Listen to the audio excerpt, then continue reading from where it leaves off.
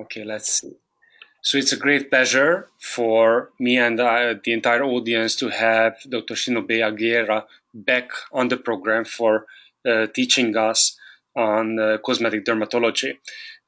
He does not need an introduction. Usually these talks are about histopathology and immunohistochemistry, and we are thinking about histopathology as art and science of medicine.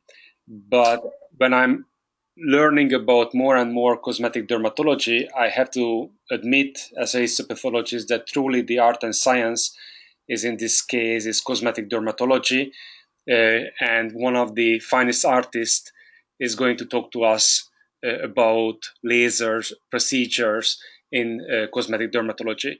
I'm really glad that you accepted our invitation on such a short notice, and we are looking forward to your lecture. Thank you so much.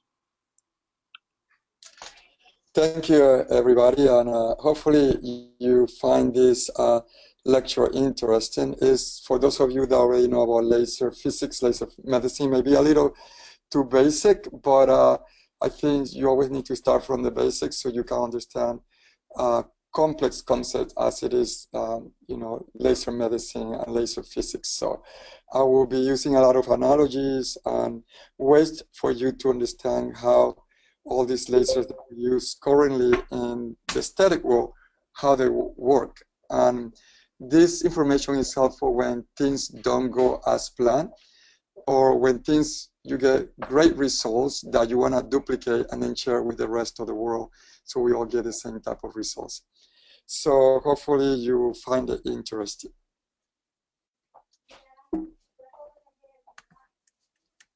So let's see, I'm trying to advance.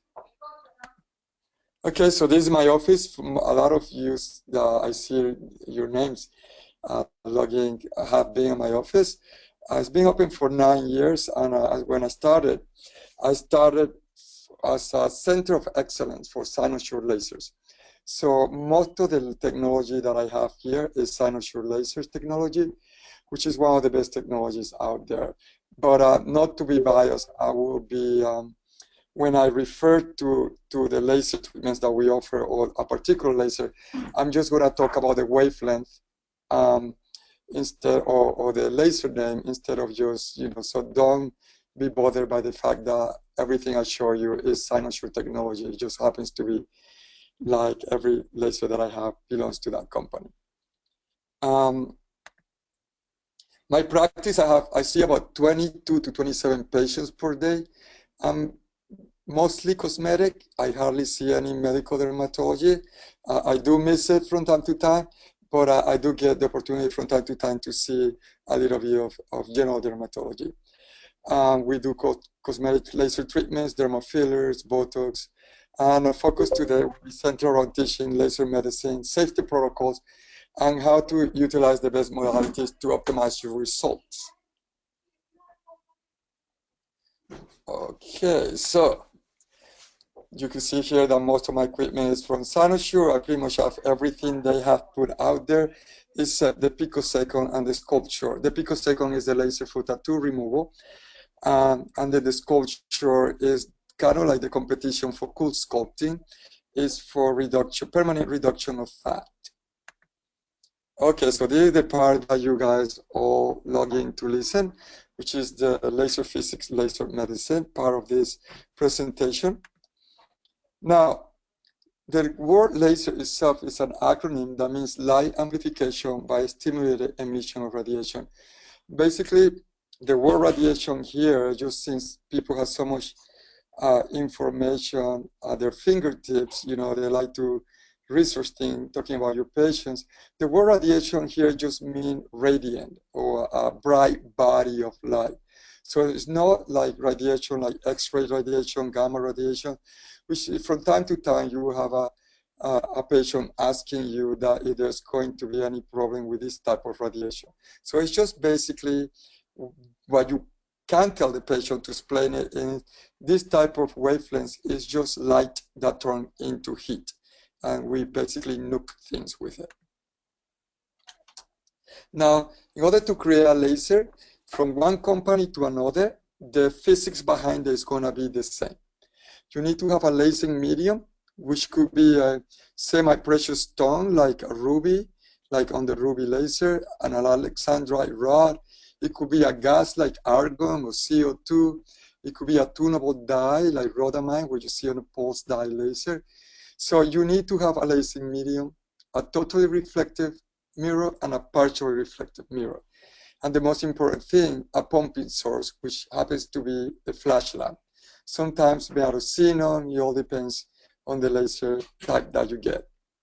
Now, in the lasing medium, you're going to have some electrons. And what happens, the flash lamp will pump photons into the lasing medium, and the electrons that are in the lasing medium are going to move up to a higher energy state level. And when the electrons come down to the resting state, they will release energy in the form of photons again. By having these two reflective mirrors, and by a process called propagation inversion, this will happen time after time again until you can release a laser beam out of the shutter. A good analogy for this that I like to use is for those of you that when you were little play with glow-in-the-dark stickers. It's basically the same thing. You have a lasing medium, which is basically a dye and the sticker, and for that glow-in-the-dark sticker to glow, you have to bring it to a pumping source, usually a flashlight or a lamp. And the longer you held that sticker to the pumping source, to that lamp, when you turn off the light, that will be the brightest sticker on the ceiling. So same concept, the electrons in the dye got excited, went to a higher level of energy, and when they came back to the resting state, they release energy in the form of photons, light. Now, laser light has few characteristics that makes it unique. It's coherent, it's collimated. What it means is like soldiers in a marching band, you know, and monochromatic means that is one single color. So coherent and collimated, the important things about these two terminology is for safety. Basically, a laser light can, travel long distance and still have the same amount of energy as when it came out of the shutter.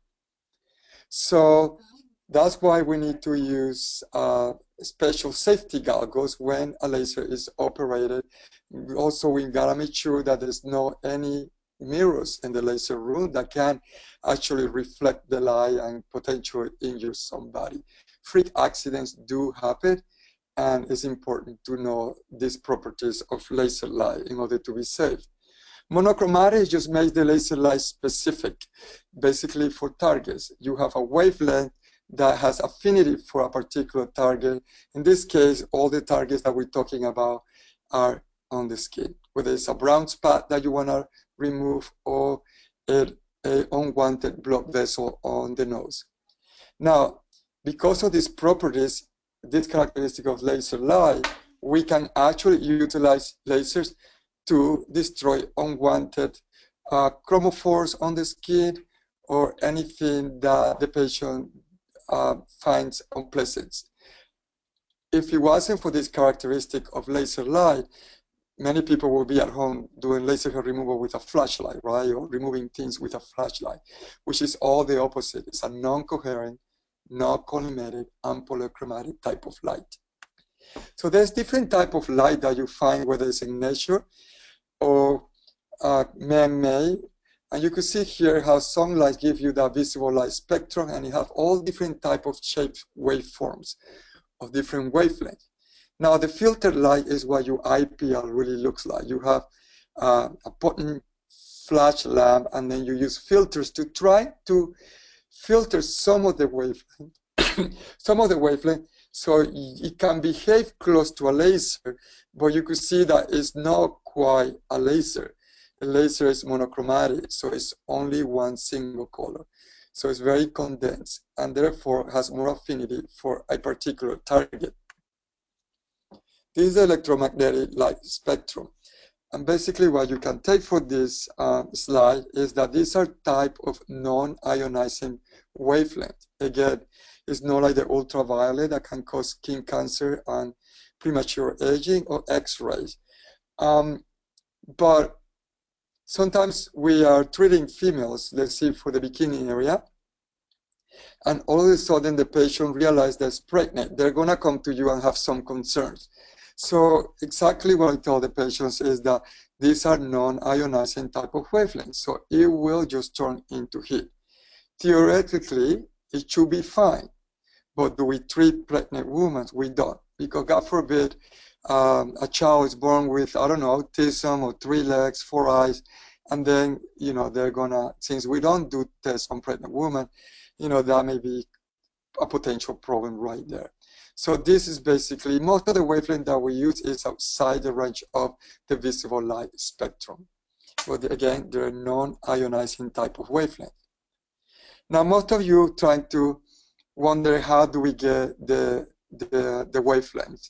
So basically you use a wavelength meter and you measure on the wavelength meter one oscillation peak to peak, and basically that is the number that you see. Whether it's a 1064, 755, this is a good way to measure the different wavelength when you're trying to create these laser machines. What you see here is different type of wavelengths used currently in the aesthetic world to trying to rejuvenate the skin or remove unwanted competing chromophores, which is a fancy word for blemishes on the skin. So what can you take from this slide is that the longer the wavelength, the deeper it will penetrate. So you can see here 1064 penetrating deeper than the UDI here, and 755 is penetrating deeper than 694. So that's a rule of thumb, and usually we like to, they like to ask this on board questions. So this is a good pearl to keep in mind, that the deeper the wavelength, the longer the wavelength, the deeper it will penetrate. So that's why you see here that 1064 penetrates deeper than 755 and 694 or 585, 595 pulse-type laser. But then you see here, wait a minute, 1320 is a much longer wavelength than 755 or 1064. And what about when we go to the left here? 2940 erbium yak is actually a much longer wavelength, but it's the shallowest. So it's because there's two rules. One, the longer the wavelength, the deeper it will penetrate. But this only holds true as long as the target is not water. If the target is water, the more affinity to water, the more shallow the wavelength will stay, because that energy needs to be distributed to any tissue that contains water. So if we compare 1440 nanometer Nd:YAG with the 1540 penetrates deeper. They basically do the same thing. 1440 is my affirm multiplex. 1540, 1550 is where you have the icon of your Fraxel technology, non-ablative. These are non-ablative type of wavelength. Now, why is 1440 staying a little bit more shallow? It's because 1440 nanometer wavelength is absorbed 2.5 times better than 1540 and 1550. So that's basically what we observe here. So again, to recap, the longer the wavelength, the deeper it will penetrate, as long as the target is no water. If the target is water, the more affinity to water that the wavelength have, the more shallow it will stay. So we know that 1064 lies methemoglobin, so it will travel long distance until it finds a juicy blood vessel with methemoglobin. Where is methemoglobin found in abundance is in blood vessels that don't have a lot of oxygen, so veins. So that's why 1064 is an ideal wavelength to destroy unwanted little blood vessels that are spider veins or telangiectasias. 755 lies melanin, so it will travel long distance until you find this melanin, and so on 585, 595 is a pulse-type laser, and pulse-type laser lies oxyhemoglobin, so it really has affinity for bright red type of blood vessels. That's why it's great to use in 401 stains. Now what we see here at this end, this is what your IPLs look like. You could see that it has multiple wavelengths, I think from 500 to 1200 nanometers. So it's not quite a laser. Back in the day, we used to say that an IPL was a poor man's laser. But now IPLs are being redesigned and tweaked in a way that sometimes they do certain jobs that the laser used to do great a lot better than the laser. So technology keeps improving. Again, we don't reinvent the wheel, we just make it better. So back in the day when I used to do a lot of lecture for Cynosure, and the biggest competitor was Palomar. So I would try to, with technology and laser physics and science, trying to persuade people on my lecture to buy more of a laser than instead for hair removal than using an IPL. And here you compare IPL with a laser. An IPL has limited tissue selectivity, is divergent and polychromatic. So it was only great, I thought, to do photofacials, but it wasn't as great to do laser hair removal because it would take a lot more treatments. But again, a lot of IPLs, the new editions, the IPLs now can do certain things a lot better than some lasers can. So again, we have come a long way with laser light laser technology. Funny thing that now Cynosure owns or bought Palomar. So when I lecture now, I have to lecture about every single technology that is out there. So what happens when you have that beautiful light shining on top of the skin? Well, different things happen at the level of the skin. About 4 to 6% light is going to be reflected at the level of the stratum corneum. That light that have a longer wavelength is going to be transmitted deeper into the tissue. So remember, the longer the wavelength, the deeper will penetrate as long as the target is not water. So that we call transmission. The scattering happens with wavelengths that are equal, the same size or close to molecular weight and size as the collagen under the skin. Usually short wavelengths will do that. So that was the reason why when we burned somebody with an IPL, the damage was a lot worse than when you burn somebody with a laser. Reason why, remember the picture of the IPL before, is comprised mainly of short wavelength. So, and a lot of the handpieces for an IPL had scattering at the level of the handpiece itself. But because a lot of the wavelengths on those IPLs were short wavelengths, some of them were close in molecular size and weight as the collagen in the dermis. So what happens? It's almost like when you play in pool, right? One ball hits the other ones and everything scattered. So that's exactly what you see here. Scattering happens when these lights bounce against the collagen and they can go in any direction. This will trap heat at the dermo-epidermal junction, so you have a lot of heat trap and then will cause a really nasty burn. Absorption is what we all want. We want our target, who has affinity for that particular wavelength, to be seen by the light that we're using, so the light needs to have affinity for the target as well. The target absorbs the light turns into heat, and then it gets destroyed. In fact, in order to destroy any tissue in the human body, we need to heat them up above 40 degrees Celsius. And this slide just shows you something that I just mentioned before. Every single wavelength has its own affinity for a particular target on the skin, and the target itself has affinity for the wavelength as well. So it's kind of like a marriage made in heaven. Pulse dye, 585, 595 nanometers, lies oxyhemoglobin, so bright red blood vessels, great for pore stains. 755 Alex lies melanin, so it's great for lentiginous and laser hair removal for skin types 1 to 3, lighter skin types. 1064 lies methemoglobin, so it's great for telangiectasias and veins, especially little spider veins on the legs. However, it has some affinity for melanin as well, but it's very weak. So that's why we use 1064 to treat lasers on darker skin types, skin type 4 to 6. 1440 and 1320 nanometers wavelength, the affinity is for water. So that's why these wavelengths that have affinity for water are mainly used for facial rejuvenation to treat acne scars or any old past scars. So the definition of selective photothermolysis I just basically mentioned before. You need to apply enough energy in a certain amount of time to a target that has affinity for the wavelength, and the wavelength has affinity for the target. So in a nutshell, let's see here with this little cartoon. Bottom, the wavelength has affinity for the target and vice versa.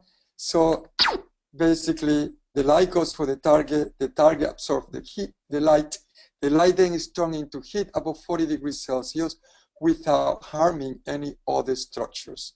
So this is the definition of selective photothermolysis. So what is the laser criteria for an effective treatment?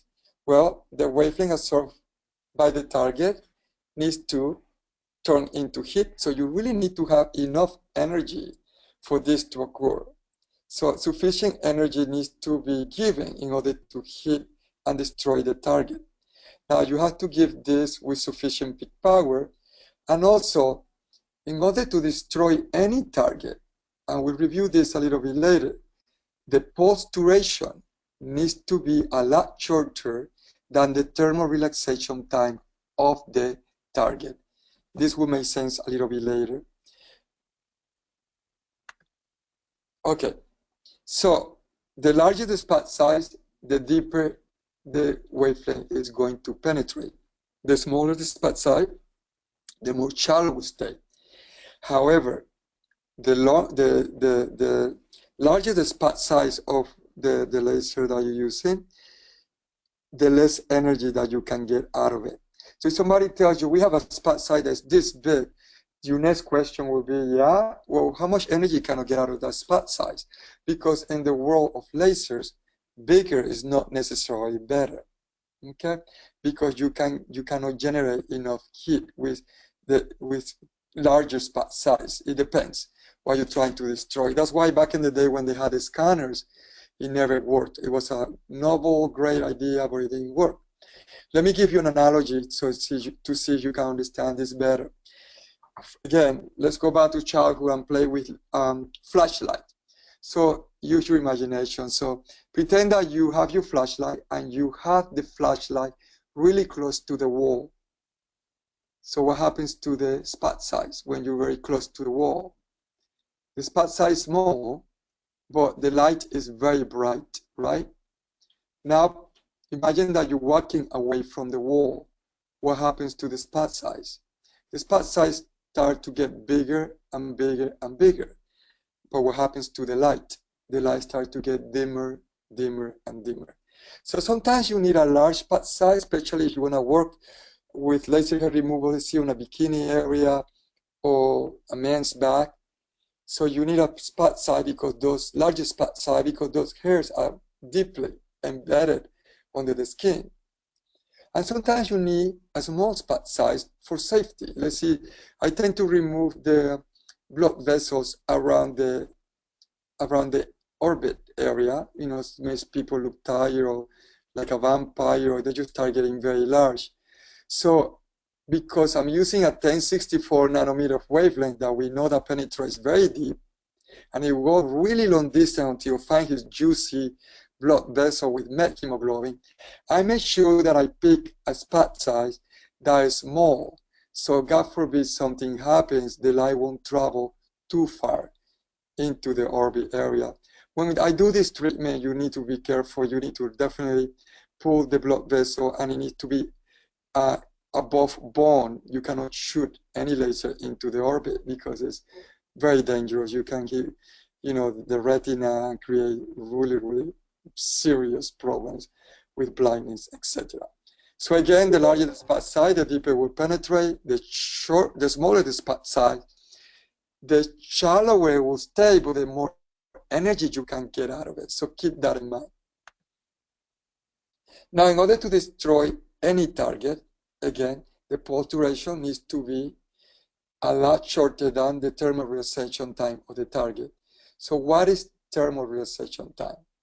Thermal relaxation time is the time necessary for the target to cool down at least by 50% through the transfer of its heat to the surrounding tissue via thermal diffusion. Okay, so let's illustrate this with a little movie. Both nail and the spike are made out of the same material. Now they both got really red hot, but the nail releases the heat a lot faster, while the spike took a lot longer to get cooler. So why is that important? Well, with objects of the same material, those that are small will release the heat a lot faster. So they are much more difficult to treat. Let's explain it again with a different type of analogy. Let's pretend that this is a person that's going to get laser hair removal. Now, God knew that one day we all wanted to be hairless in the future. You know, evolution is called, I believe. So he made sure that every single structure on the skin has its own thermal relaxation time. Because if both the epidermis and the hair have exactly the same thermal relaxation time, what will happen? We will burn both structures, and that won't be too good. So the hair has melanin, and let's pretend we're going to use a 755 nanometer wavelength because it has great affinity for melanin. So the melanin on this hair, that's why we shave it, right? If it's too long, a lot of the energy is going to be spent up here on the top. So we shave the night or the day of the treatment. We use a 755, it's going to see the melanin on the hair shaft. It's going to travel down here where the pluripotent cells that create hair reside, and then that light is going to turn into heat above 40 degrees Celsius, causing a damage into the hair follicle. Now, if the epidermis again and the hair had the same thermal relaxation time, then it would be impossible to achieve great results. So epidermis will hold the heat 3 to 10 milliseconds, while the hair will hold the heat 40 to 100 milliseconds longer. That's a way how the structure gets destroyed. It's like being in a fire, right? Who perished in a fire? The person that stayed in the fire the longest. So same idea here. So while the hair is holding the heat, the epidermis is releasing it.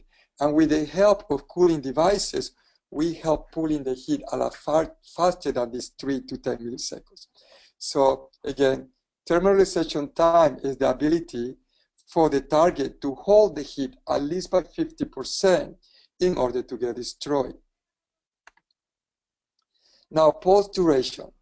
I told you earlier that in order to destroy any target, the pulse duration needs to be shorter than the thermal relaxation time, meaning that you need to be able to deliver that energy a lot quicker than the target can release it. With pulses of the same energy, shorter pulses have more peak power than longer ones. So whenever you shorten the pulse duration, it's like pulling a whip. It's going to have a lot more peak power, so it's going to be a lot stronger treatment, even though you have the same amount of energy. I'll illustrate this with a different analogy in a second. Let's use these two glasses that have 20 joules per centimeter square, and let's just pretend that this is just boiling water above 100 degrees Celsius. And let's pretend that any of you that are listening to me are really next to me.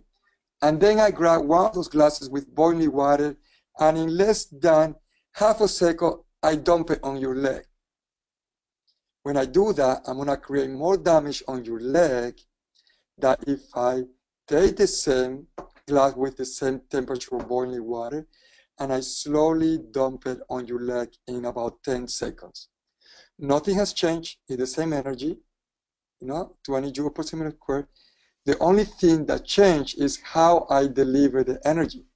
And sometimes you want to deliver the energy really fast because you want a lot of peak power. And sometimes like when you're trying to destroy finer hairs, and sometimes you want to deliver the energy very, very slow. Because if you then, let's say you're trying to treat a blood vessel on the face that's very big and juicy, or let's see one on the leg. If you have a strong peak power, meaning you deliver the energy really fast, you can draw blood, it can explode, too much power. So sometimes you want to heat up that blood vessel very slow. So what do? You increase the pulse duration in order to achieve that.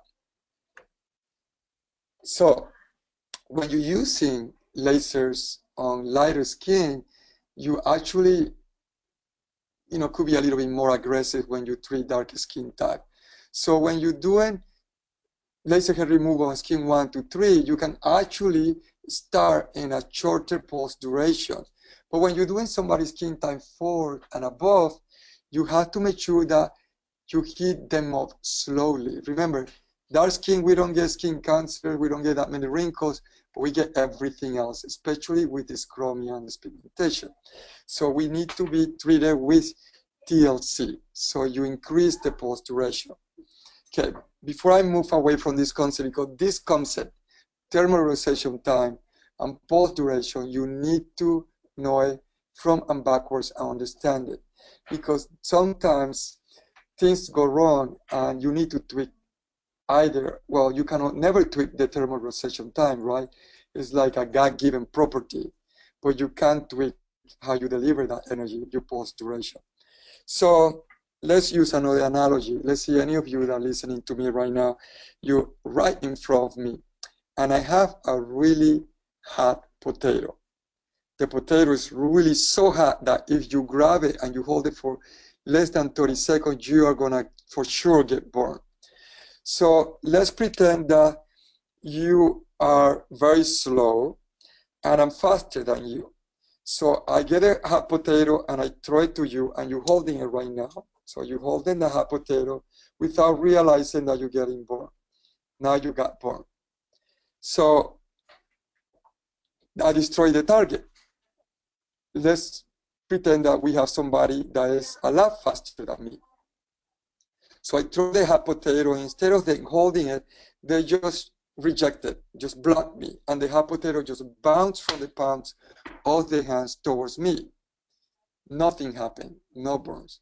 So that's the idea of thermalization time and pulse duration. In order to destroy the target, the operator needs to deliver that energy a lot faster than the target can release it. So that's a good way to see it. Let's use it more practical.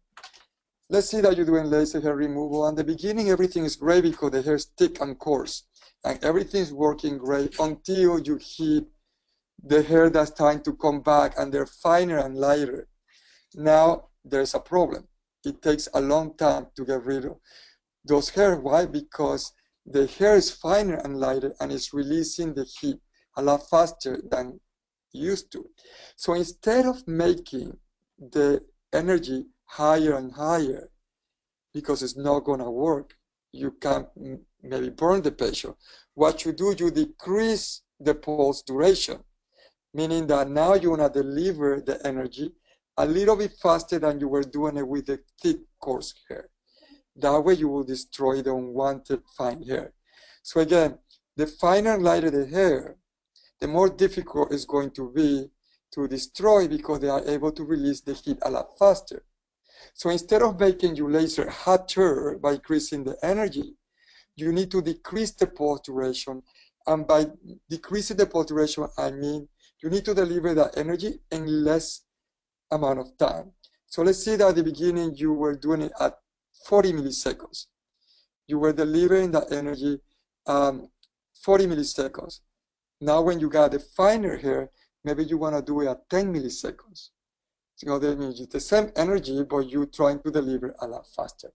I hope this can illustrate those two concepts because they are really, really important.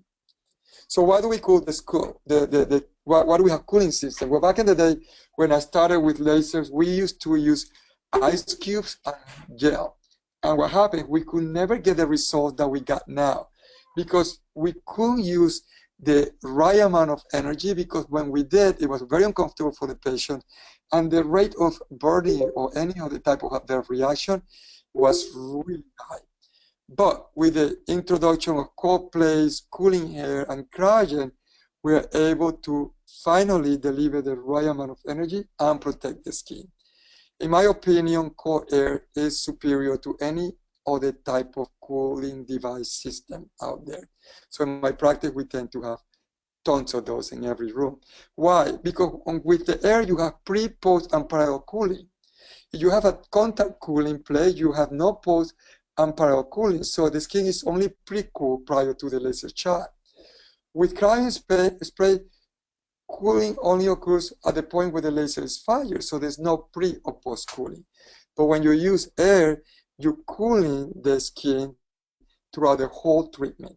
So I think that's more versatile and a lot better.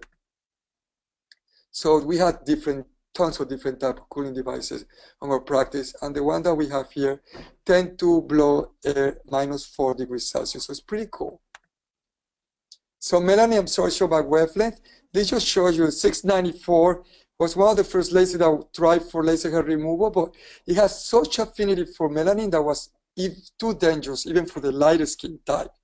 That leaves Alex 755 nanometers being a great laser to be able to treat hair on lighter skin types. And then Dio, which is very versatile, you know, and they do great thing with Dio lasers now, that they do a great job in most skin types, and so they're calling themselves that now, that they're the gold standard. And then we have 1064, which is basically his affinity is for methemoglobin, but he has a low affinity for melanin, so we can use it to treat dark skin types, even African descent individuals.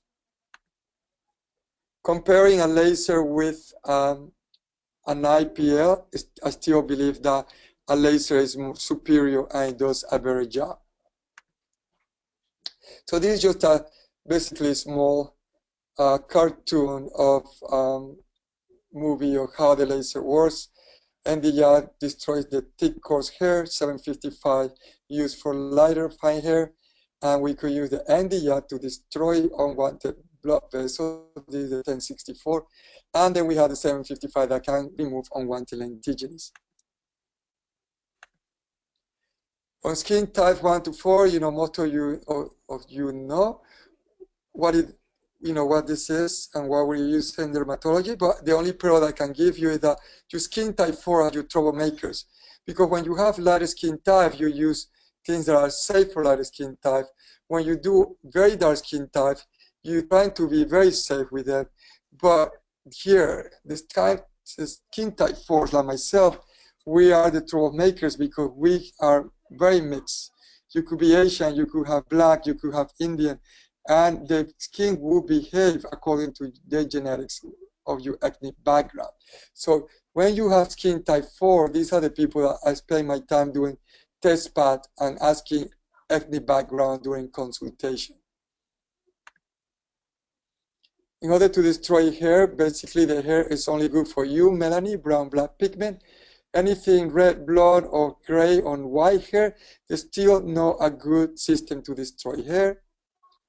Only the hair that is on the growing phase, the anagen phase, will get destroyed. And that's the big reason why, because it's close to the area where the pluripotent cells that create hair reside. As you move to the telogen and catagen, this shaft moves away. So usually you don't get the structure that you want. You get some fibrosis around this area, and the hair that grows back is finer and lighter. About 85%, remember, hair on the human body is on the anagen growth phase. If it wasn't because of this type of treatments will fail. And this is just a picture of an anagen hair. You know, you have the ball, it's very juicy, it's on the growing phase. just some examples from now on. This is a 755, which is used for laser hair removal on light skin type, and it's great for finer, lighter hair because it has more affinity for melanin. 1064 won't do a great job with this. 1064 won't get out of bed for melanin unless the target is thick and coarse. So it just so happened that Latin, like myself, and African descent individuals, we have thick and coarse hair, and that's the only reason we can use this device to remove hair via laser depilation. African American descent, they're really overrepresented with problems like pseudofollicularis barbae and despigmentation. And before laser hair removal, we can only treat this palliative. Now we can have a real solution, because before we just had to give antibiotics, chemical injections, and it was a nightmare to help them because everything created some sort of despigmentation. Now we can help a lot of people with pseudofollicularis barbae with this type of devices. But this is important. Despite of many manipulations of parameters to attempt to make other lasers safer, only 1064 Nd:YAG is the safer wavelength to treat very dark skin types. And you can see here, this gentleman was treated with an Alex, having horrendous skin burns all over the beard area. 10755, we were talking about now for laser hair removal. We also use it to destroy freckles, solar lentiginous, or age spots. And basically, it's really easy. It goes after the melanin. Usually, one treatment is enough.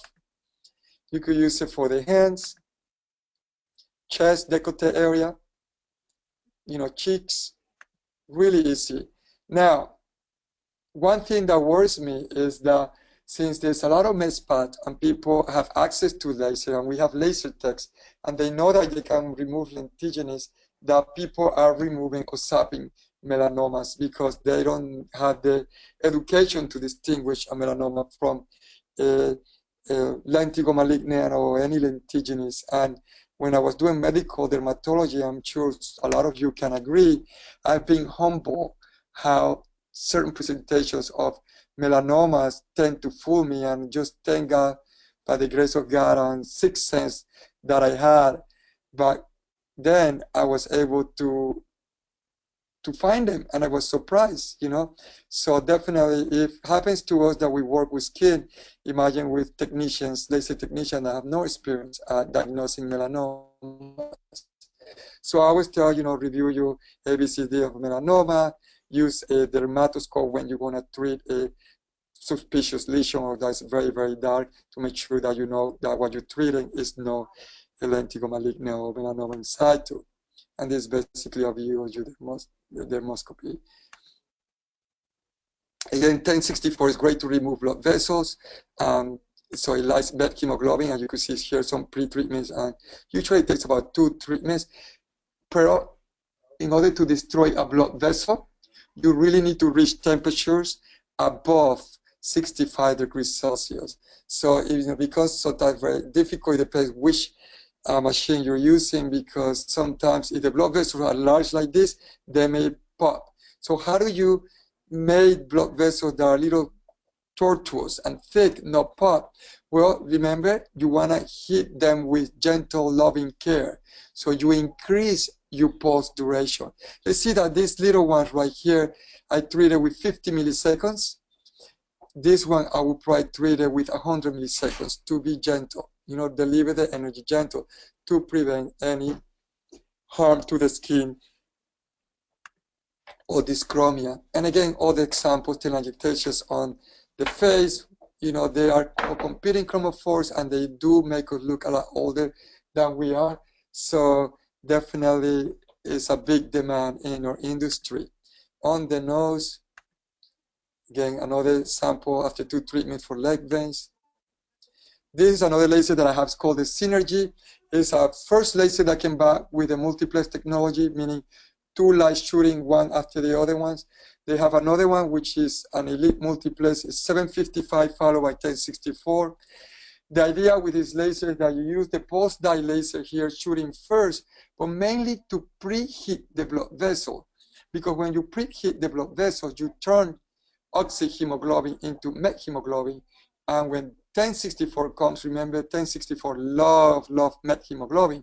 So when 1064 comes to the area, there's a lot of methemoglobin for it to see. So basically, we're just trying to make the blood vessel more attractive for the 1064 wavelength. And then again, these are examples of laser facials with this technology. Again, just telangiectasia competing chromophores. Talking about lasers that target water for skin rejuvenation, this is my Affirm multiplex. It has this beautiful cap technology, which is a lens with this array, which divides the light into two different lights. One is high apexes or high level of heating, and the low levels of heating.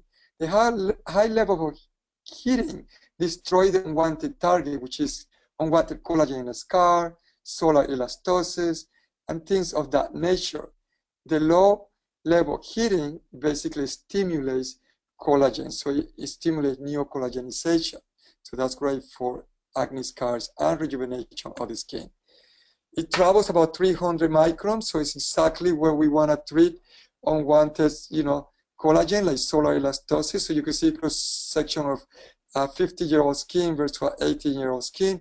This is the area of solar elastosis. So that wavelength travel to that area about 300 microns, hit the sister water, hit the area above 40 degrees Celsius, causing denaturing of that collagen and rejuvenating the skin.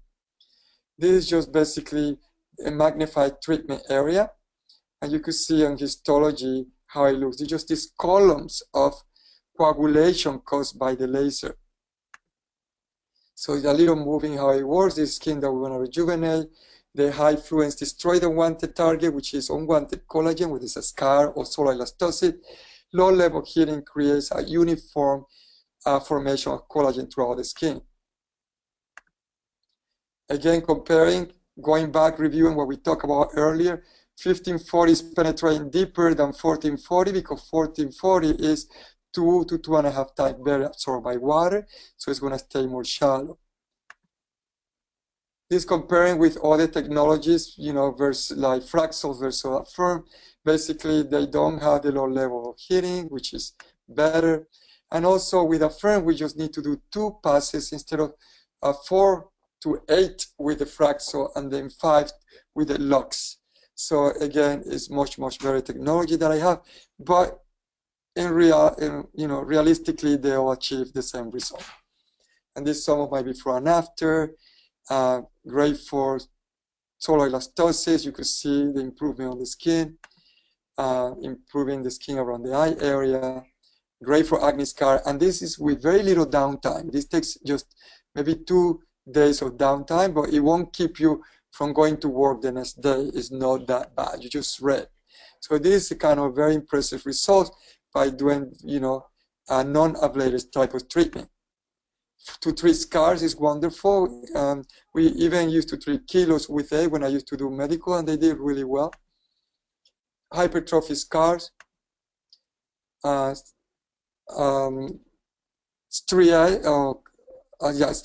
So with this, we decided not to do it too much over time because we get a lot of patients that had a lot of these stretch marks from head to toe, and they wanted to treat it, so it wasn't cost effective. A small area is cost effective, but not you're going to do a large area because it requires a lot of time, and the amount of money that you ask for, it just doesn't justify spending a lot of time on this type of lesions on the skin. For melasma responds better with longer wavelengths. So a Fraxel or Affirm, 1540, 1440, laser for tattoo removal. These are the best lasers to treat melasma. If you do an IPL, you may make the melasma worse. Remember, melasma has to do with light, and some wavelength, if they're short, they may stimulate the melasma. So we use 1440 nanometers, which is by Affirm, and also the Clear Brilliance by Solta. When edging is not an option, using laser technology to rejuvenate the skin. Now this old technology, maybe there's a great rejuvenation, but I really don't like the way the skin looks. To me, it looks like a big giant scar. For some of you, maybe an improvement, yeah, but it does not look real. In a female, it's okay because you wear makeup. In a man with this type of skin, type of results, that shiny, taut skin, to me, it looks like Fire Marshal Bill. Erbium technique is great to refresh the skin. It will definitely have an amazing improvement on the skin, but remember on the first slide on the penetration of the wavelength, this particular erbium does not penetrate very deep, so it won't do much for very deep scars or very deep wrinkles as well. So let's see what they look like. This is a patient of mine. You could see all the solar elastosis. She doesn't look really happy. She was depressed. So Freddy Krueger here is just very strong laser, a lot of bleeding. Takes about a week or more to get better, but you could see here she's improving, still swollen. This is about day 3. And then this is her final result, a fresher, younger skin. You know, so definitely desirable, but if they have very deep wrinkles, it won't do much for it. For that, you need a CO2 technology. In my practice, we have the Smart Skin CO2. Basically, this is the old-fashioned CO2, and over here we have the microbladers. And the premises of this treatment is, again, we never reinvent the wheel, we make it better. So the old technology, it was like putting a blowtorch. We burn everything. The microblader resurfacing technology, basically, we leave areas unharmed. Why is that important? Well, it's important because in the area of the skin that is unharmed, there are specialist cells that basically ask for help when there is a problem. Whether you cut, burn the skin, or you have a laceration. Well, when you did the old-fashioned CO2, you burn everything, including those cells. So the wound healing cascade had to start from a more primitive stage. While when you leave these areas unharmed, you still have those specialized cells, so you start healing the skin within 24 hours. So this old-fashioned CO2, you can see here, everything looks very whippy, very wet, and then you can see how much different is the microablated resurfacing. An example of a patient, you can see a lot of sun damage, solar elastosis, broken down collagen. This here at day 2, day 3, the skin gets tighter, so you can see she's looking much more useful. And you can see here 1 month later. So this is basically the type of result we get with the fractional CO2.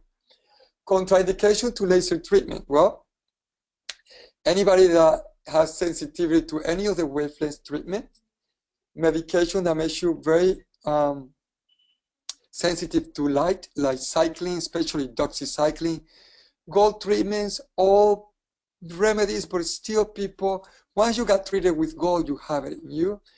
Accutane, things like that. Since we are shining a light, people that have seizure disorders triggered by light, you have to be careful. We don't treat recent sun exposed skin or tanning beds. Again, we don't treat pregnant women, and beware of suspicious pigmented lesions. Complications that we see commonly, we see contact dermatitis because the microbreaks on the skin can expose the Langerhans cells. So basically it's what patients do at home for comfort, like aloe, any cream that then may become allergy, and then they get contact dermatitis. Urticaria reaction, there's people that get urticaria reaction to cold, so sometimes you're using this very cold air, they're going to react. Remember, infections, especially, herpes, if you want to treat around the lip area. Patients that get folliculitis, you tell the patients do not go to the gym or work out for 3 days after doing laser hair removal. We're just trying to prevent the infections. Increase or no reduction hair growth. Usually there's a paradoxical effect that happens on Indian descent individuals that you're trying to remove the hair and they get actually worse. So you gotta keep that in mind. Hyperpigmentation happens mainly if you burn the patient. So mostly transient, you can treat with hydroquinone preparations. Hypopigmentation, my best advice, tincture of thyme is the best. Sometimes I use protopic, we used to use protopic ointment, or pseudocatalase also may help in bringing the pigment back. Cream. Continuing with the complication, you could have textural changes, meaning they're rare, is you burn the patient. But if you got hypertrophy scar, you can use any of the lasers like pulse dye laser, Affirm, or microdermabrasion, or some topicals. Remember lacing an EVI, masking or triggering a melanoma. Just be careful when you treat pigmented lesions. Ocular injury like colobomas or blindness, remember the longer the wavelength, the deeper it will penetrate. So don't treat within the bony orbit rim, and always use a small spot size, okay? Thrombosis on the larger vessels, more likely using longer wavelengths, using and I always stress this for any laser treatment. If you use the wrong wavelengths on the wrong target for the wrong skin type, you are always going to get into trouble. That's why you need to understand all of this. That's why you need to understand post-duration, thermal recession time, what affinity the target has in order to destroy the target. Other type of complication, leukotrichia, usually you see that when you're removing hair, that you're trying to remove the hair and the hair comes back and it's lighter or white. There's nothing that you can do about. Crowded pigmentation is for devices that you use cryo sprays, and usually it's due to misalignment or unopposed cooling, meaning that you chill the skin. Usually you get two types of burn. One on the top is frostbite, and the bottom you have a thermal injury because the cooling system was misaligned. Erythema purpura, at the beginning, people thought it was some sort of vasculitis, maybe people that take aspirin. And lidocaine toxicity, remember a case, there's a case of an elderly woman with 30% lidocaine and a Fraxel that had a very serious complication. And we all remember the two young girls in Orlando, I think under 20, 25 or 27, that had laser hair removal in a mess pad, and they put 30% lidocaine on the legs and occluded them. And of course, they got lidocaine toxicity and they didn't make it. So keep that in mind, not just because it's topical doesn't mean that cannot be absorbed. And again, just basically to end up, this is what happens when you use the wrong wavelength for the wrong target for the wrong skin type. These are born, and actually I think this lady was an ex-model from San Diego, and all she wanted to do was to remove her brown spots because she thought it was making it look speckled and older, and she ended up with this severe scarring. And we can tell that this is an IPL because the bars. And remember, IPLs are less forgiving because it's comprised mainly of shorter wavelength. And you get more scattering, so there's a lot more heat trapping at the dermal-epidermal junction. So this was an unfortunate event. And with that, I want to thank you for your attention, and I hope this was some sort of a good review for the residents or for some of you to shed a little bit of light into the world of laser physics and laser medicine. Thank you very much. Shino, thank you so much. It was absolutely superb. I'm not a cosmetic dermatologist, but I really enjoyed it. So we have a little bit of time for one or two questions. You guys can put it into the chat window, but then we have to leave. So I give you 1 or 2 minutes.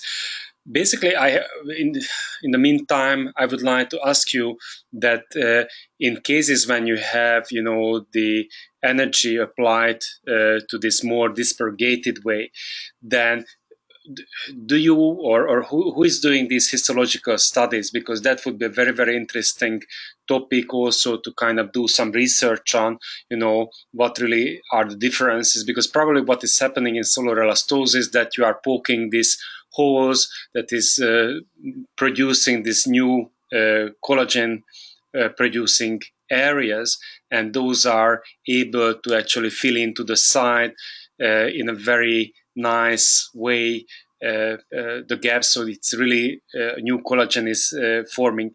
Is there any research on this that you are conducting?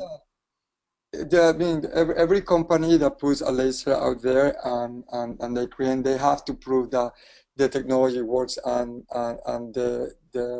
that this is really happening under the skin. So they all, I mean, they have the labs and the research team who they work, and they do the studies basically.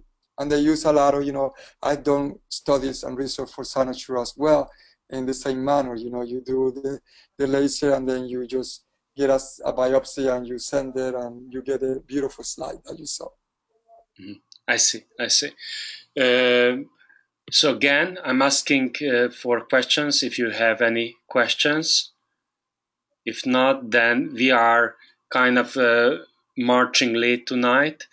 Thank you so much again for giving this very good lecture. Well, one question is here. It's from Michael. Any treatment options for sebaceous hyperplasia? For sebaceous hyperplasia, there's two things that you can do. The simple thing that I do in my practice, and you want to get them when they're very tiny, I just use a hyphicator, and I use about 1.2. I use the hyphicator from Bobby, and just 1.2. Basically, you want to heat up the target, just like the laser. In this case, we're using electricity, but just heat it up a little bit, and then the body will absorb it. Then the other treatment option, it would be the blue light with levulan. You put the levulanic acid has affinity for the sebaceous glands, and then you treat it with the blue light, and they will get treated as well, even the one that haven't even visibly appeared on the skin. Thank you very much.